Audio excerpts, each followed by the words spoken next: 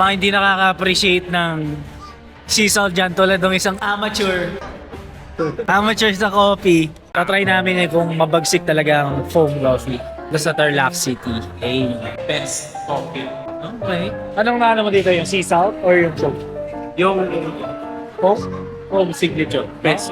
Mas masarap pa yung 3-in-1 dyan. 3-in-1 na lang kayo. Mahal dito, 200. 3-in-1 sa piso.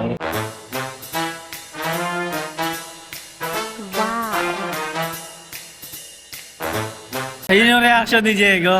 Sabagay, 200 pesos na kape, hindi ganyan. Dapat lang. Sea salt sa Onyx. Shoutout kay Cyrus dyan. Sea salt.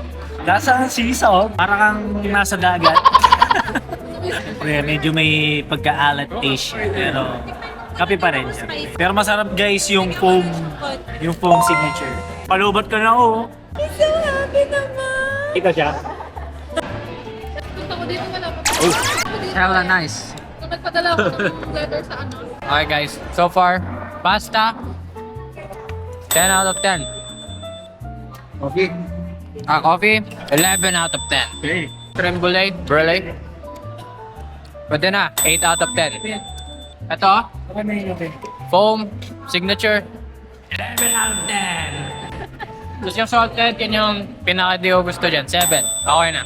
Sa mga hindi nakaka-appreciate ng sea salt dyan tulad ng isang amateur sa coffee. Ano mo ma-appreciate yung dagat kung di mo ina-appreciate yung damo?